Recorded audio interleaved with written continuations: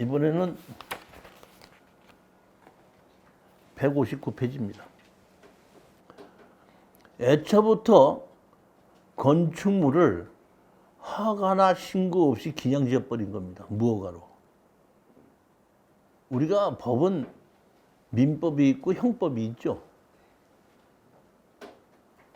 형법에서는 범죄를 저질러도 공소시효가 지나면은 죄를 묻지 않죠. 그렇죠. 민법에서는 뭐가 있죠? 소멸시효가 있죠. 소멸시효가 있으면 빚을 졌어도 소멸이 되는 것이요. 두 개가 다 있는데 어느 어떤 땅에 불법 건물을 지면은 형법으로 다스리는 겁니다. 불법이기 때문에. 뭘로 다스린다? 형법입니다. 형법입니다. 형법은 건물을 불법으로 지었는데 건축법에 의해서 7년이 공소시효거든요. 그러면 건물을 지어놓고 불법으로 지었는데 7년이 지날 때까지 아무 얘기가 없었거든요. 공소시효는 끝난 겁니다. 그러다 보니까 경매로, 땅이 경매로 나왔을 때 건물은 어떻게 한다? 경매로 나오지 않고 땅만 경매로 나오는 겁니다. 그러면 이 땅을 사가지고 어떻게 해야 되죠? 건물 주인한테다가 내 땅을 매매해서 매도하고 팔고 나오면 제일 좋은 겁니다. 그게 아까처럼. 근데 건물 주인이 내 땅을 살 수 없을 때도 있겠죠. 살 수 없는 것도 있고 살 능력이 없을 수도 있겠죠. 그럴 때는 할 수 없이 건물을 내 걸로 만들어서 공인중개사한테 파는 겁니다. 두 번째 방법입니다. 그러다 보니까 이거는 건물 주인을 만나서 내 땅을 살래? 안 산다고 하니까 그러면 어떻게 한다? 건물 철거하고 나가라. 지료 청구를 하고 이게 법원에서 아까 뭐 한다 그랬죠? 조정을 한다 그랬죠? 그러니까 건물 주인 보고 땅을 사라니까 땅을 살 능력이 없습니다. 그러니까 판사님이 그럼 너 건물을 살래? 예, 사겠습니다. 얼마에? 100만 원이에요. 건물 파는 사람은 1000만 원이요. 나는 100만 원 아니면 안 삽니다. 이렇게 그 조정을 해서 200만 원, 200만 원 이렇게 조정이 돼서 건물을 내 걸로 만들어 가지고 제3자한테 파는 그런 얘기입니다. 무허가 건물인데 등기부등본이 와요, 안 와요? 안 오죠? 그렇죠? 그렇기 때문에 이럴 때는 무허가 건물도 계약서를 쓰고 판사님이 얼마에 팔고 사라고 그랬으니까 팔는다로 계약서를 쓰죠. 계약서를 써서 우리가 부동산 법에 의해서 실거래가 신고하기로 돼 있죠. 그럼 그 계약서를 가지고 어떻게 한다? 신고를 하러 가면은 취득세 1%가 나오죠. 그럼 예를 들어서 제가 그거를 200만 원 주고 샀다고 가정하십시다. 그럼 계약서를 가지고 실거래가 신고를 하러 가면은 200만 원에서 1%를 취득세를 내라 그러죠. 내가 주인이죠. 그러니까 제가 냈죠. 그러니까 이 건물에 대한 취득세를 제가 1% 2만 원을 냈죠. 건축법에 의한 주인이 아니고 세법에 의해서 이 건물 주인이라는 것은 대한민국의 세법에 의해서 인정이 되는 겁니다.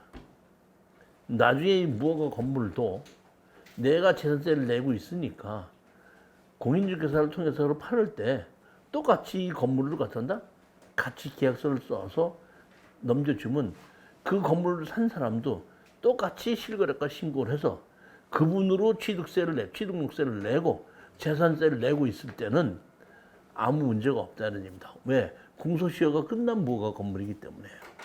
단 무슨 문제가 있냐면은 내가 거주하고 사는 데는 아무 문제가 없어요. 무허가 건물이라고. 언제 문제가 있냐면은 내가 사업을 하려고 할 때 무허가 건물이기 때문에 사업자 등록증은 만들어주지 않습니다.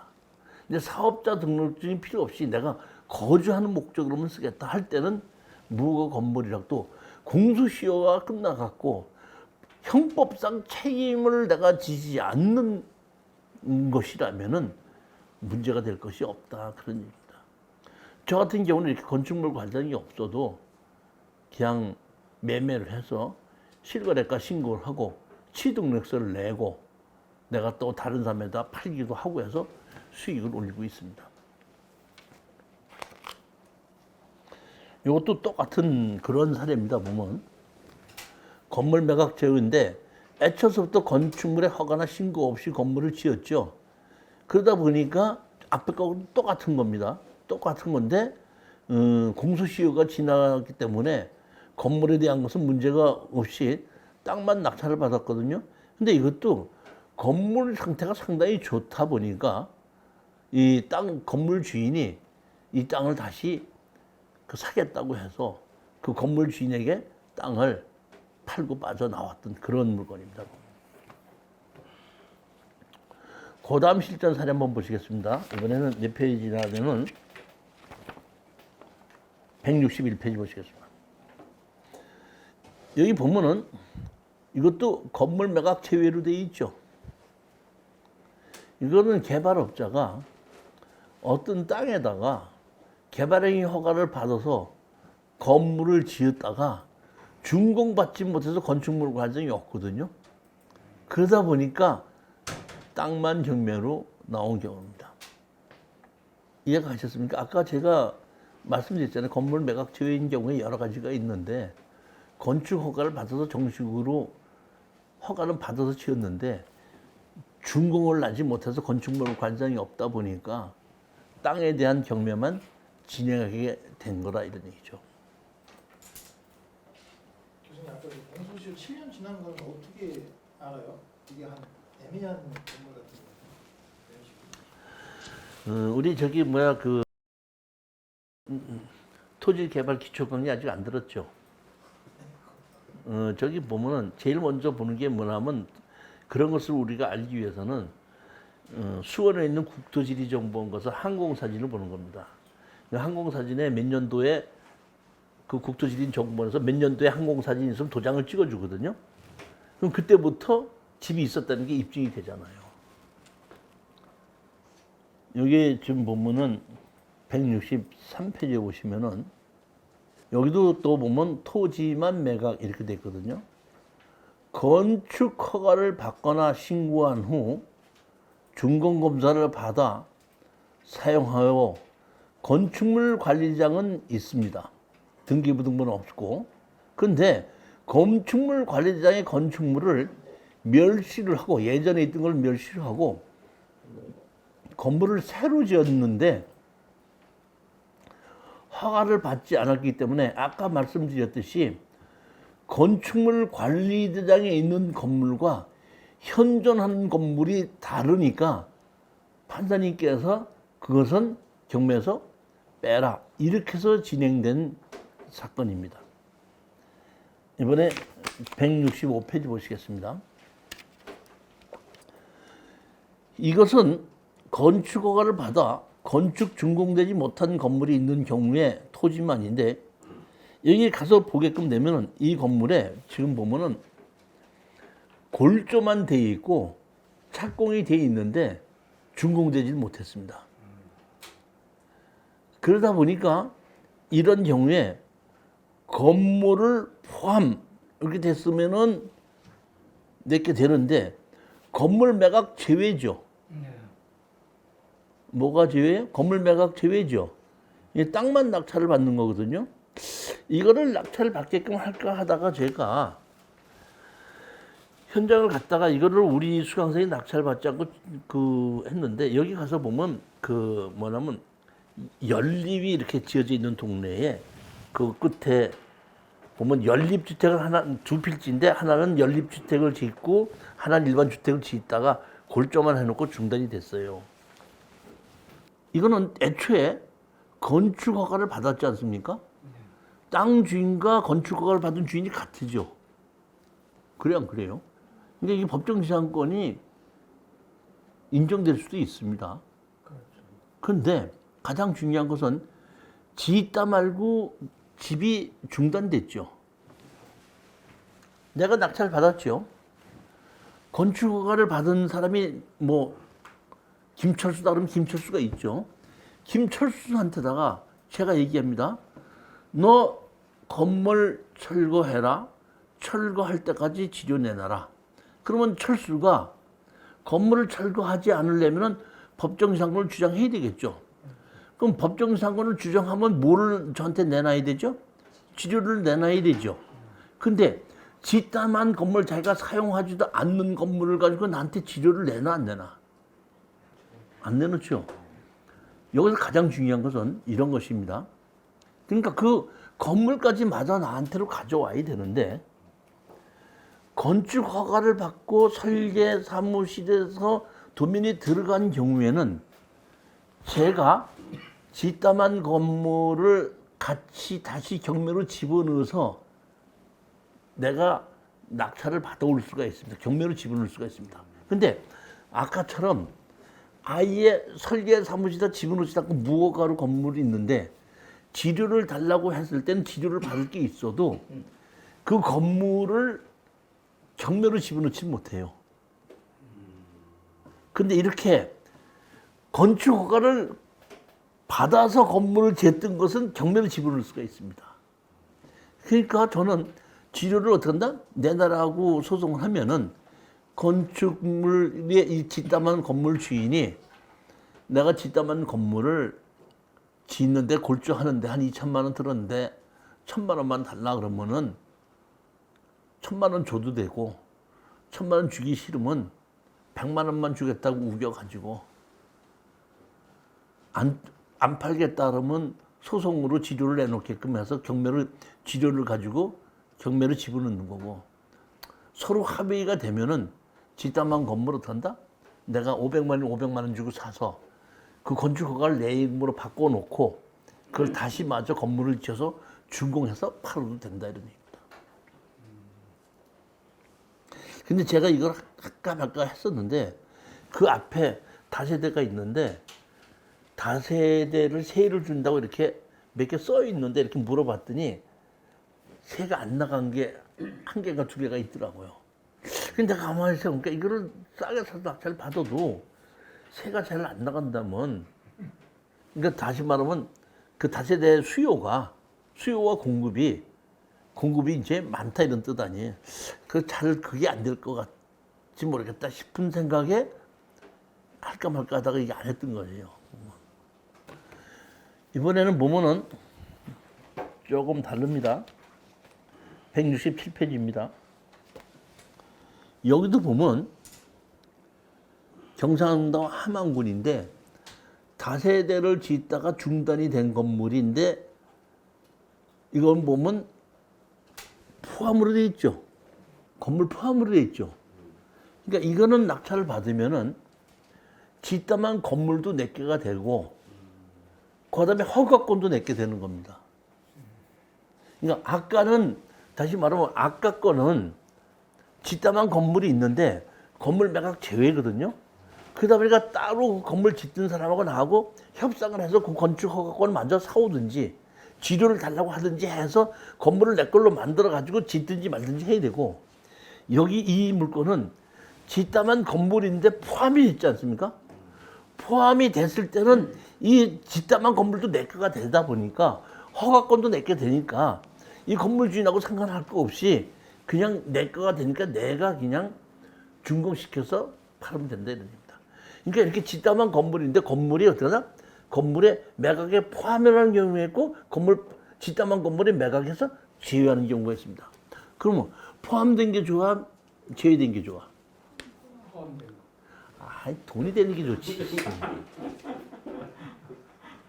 포함이 됐든지 제외가 됐든지 상관하지 말고 나한테다가 얼만큼 득이 되겠느냐 이걸 생각하는 겁니다.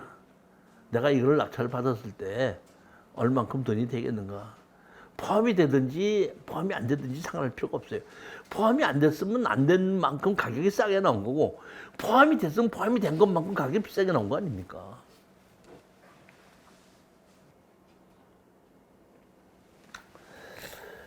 여기 이제 맨 마지막에 보시면은 169페이지가 있거든요.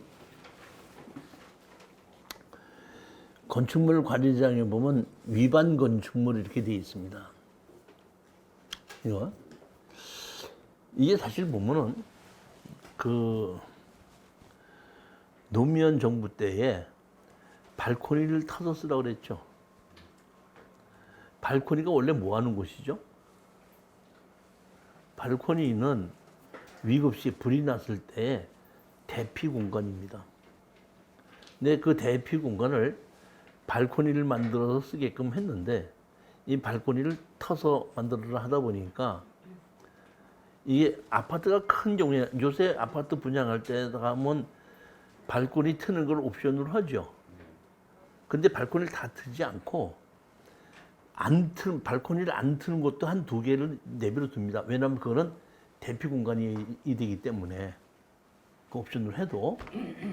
근데 서울 시내에서 이 다세대 짓는 사람들은 원래 평수로 따지면 12평에서 15평짜리 정도거든요.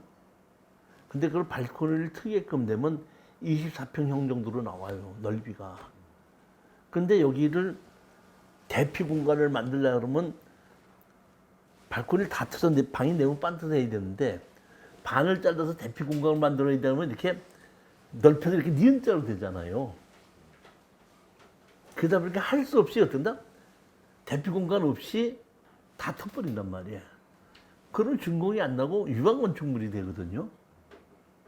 근데 이제 그 서울시 조례에서 그 85제곱미터 미만의 이 그 국민주택인 경우에는 이렇게 위반 건축물인 경우에 5년 동안만 그 과태료를 내고 5년이 지난다면 과태료 안 낸다 이런 식으로 된다 만들어 가지고 이 건축업자들이 위반 건축물을 분양을 하면서 5년 동안 벌금이 나오는 것이 예를 들어서 760만 원이다 그러면은 분양할 때 760만 원 깎아줍니다.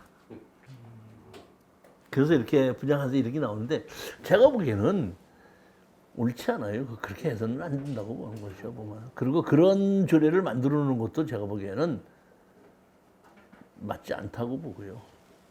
하여튼 내용은 그렇게 된 내에서 위반 건축물이 있다 이런 얘기입니다, 보면. 근데 이런 위반 건축물도 있고 불법으로 증축을 했다든가 뭐 한 것에 위반 건축물인 경우도 있습니다. 너 위반 건축물을 내가 산다고 했을 때는 위반 건축물에 대한 그 위반도 제가 같이 사는 거거든요. 예전에 신림동에 있는 그 집 하나가 방이 월세 이제 방이 열 몇 개인가가 있는데 반 가격으로 떨어졌고 월세를 받는 것이 꽤 있는데도 반 가격으로 떨어졌더라고요. 왜 이렇게 떨어졌나고 봤더니 그 건축주가 주차장을 원룸으로 다 개조를 했어. 원룸. 그러니까 원래 허가를 받을 때는 제가 보기엔 한 12개 됐었는데 불법으로 다 만들어가지고 17개가 18개가 된 거야. 경세를 주다가 위반 건축물로 이제 등재가 되다 보면 다시 말하면 위반 건축물에 대한 과태료가 나오거든요. 이행강제금이. 이행강제금이 그 당시에 제가 보기에는 그거 한 5천인가 6천 얼마까지 떨어졌는데 이행강제금 내야 될 것이 3천 몇백만 원이더라고요. 9천가 봤더니. 그러면 내가 그걸 낙찰받는다고 하더라도 그 과태료를 내가 내야 되거든요. 그 다음에 그 방이 열 몇 개 있던 걸 전부 다 원상복구 시켜야 되는 거거든요, 제가. 그러니까 먼저 사람이 해놓은 잘못도 경매로 낙찰받으면 먼저 사람이 위반한 것도 그대로 다 승계된다, 이런 얘기예요. 먼저 사람이 과태료 안 낸 것도 어떻게 한다? 낙찰받으면 다 내가 내야 된다, 이런 얘기입니다. 그렇기 때문에 위반 건축물, 건물이 포함이 돼 있는데 건축물 관리대장에 보니까 위반 건축물 돼 있지 않습니까? 그러면 낙찰받기 전에 건축가에 가서 무엇을 위반했느냐, 그 다음에 이행강제금 안 낸 것이 얼마냐. 알고서 낙찰 받아야 된다는 겁니다. 예? 아니 이제 그런 경우가 많이 있는데 먼저부터 안성에 있는 게 하나 나온 게 있는데 옥상에다가 불법으로 증축을 했더라고. 방 원룸을 2개를 증축했는데 얼마냐 그랬더니 이행강제금이 1년에 670만 원인가 뭐 얼마라고 그러더라고. 근데 그 방 하나가 35만 원의 세를 주고 있더구만. 근데 그 옥상에다가 방 3개인가를 만들었더라고요. 그럼 방 3개를 만들어서 30만 원씩이면은 35만 원씩이면 한 100만 원 들어오죠. 100만 원 들어오다 보니까 1년이면 한 1200이 들어오죠. 근데 이행강제금 얼마죠? 670만 원이죠. 그러니까 불법으로 하면서 그거 올 적이 어떤데? 670만 원씩 내고 있더라고요. 그래서 내가 이렇게 해서 670만 원 내고 있습니다 그러더라고요. 그래서 내가 밀린 거 없습니까? 아니요, 밀린 거 없어요. 잘 내고 있습니다 그러더라고요. 그러니까 위반 건축물이 있을 때는 무엇을 위반했고 위반한 것에 대한 이행강제금이 얼마가 나온 게 있는지를 알아보고, 그러면 이행강제금 안 내기 위해서 내가 뭘 원상복구시켜야 되는가를 보고, 원상복구시키지 않을 때는 어떤 수익이 있고 얼마를 내가 어떻게 내야 되는지 이런 거 전체를 다 조사를 해서 확인해 보고 난 다음에 낙찰 가격을 정해야 된다 이런 얘기죠.